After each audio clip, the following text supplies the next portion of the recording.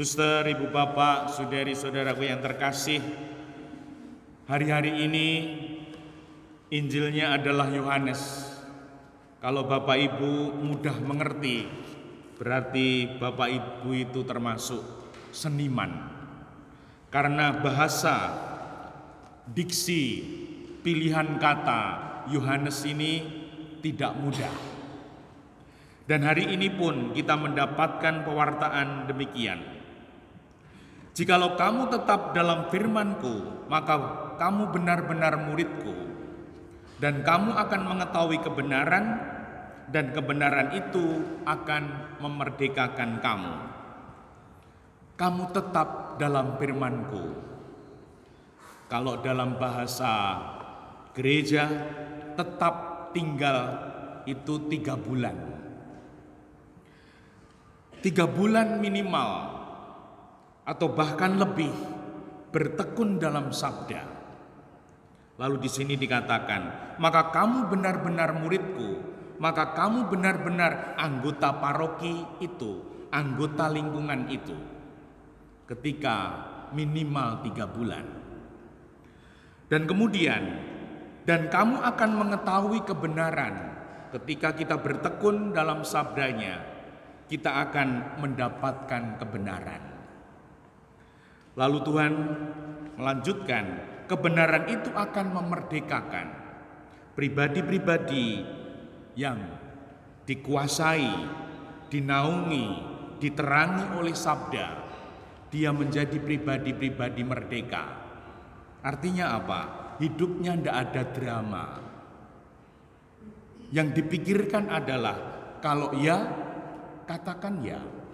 Kalau tidak, katakan tidak. Cukup.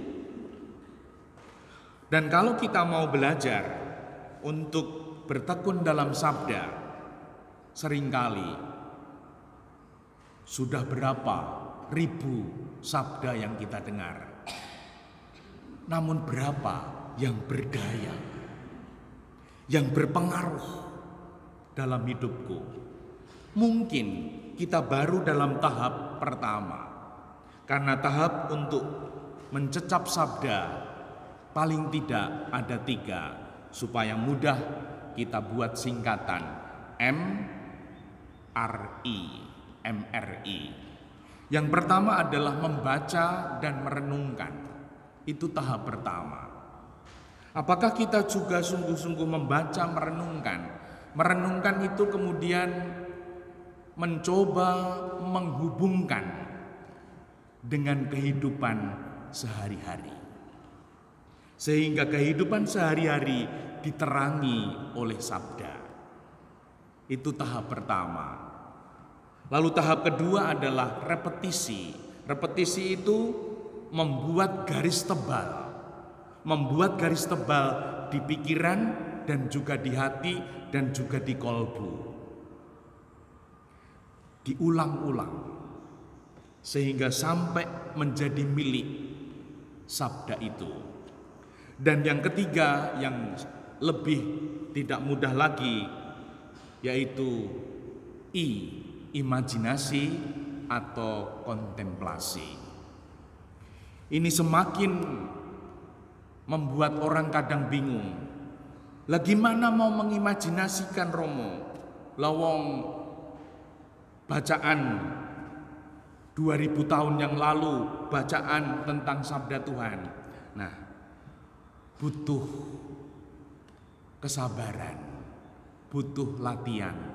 Maka ada ungkapan, pengetahuan yang paling tinggi adalah imajinasi. Nah, semoga kalau ibu bapak sudah mulai bisa berimajinasi tentang kitab suci, itu sudah di level ketiga.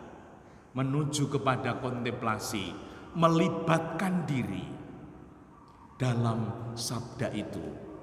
Entah aku posisinya mendengar, entah aku posisinya sebagai ini, sebagai itu, sehingga mengalami, terlibat dalam sabda itu. Semoga kita boleh untuk bertekun, sehingga sungguh kita akan disebut murid-murid Tuhan, kita akan mendapat kebenaran, dan kebenaran itu memerdekakan.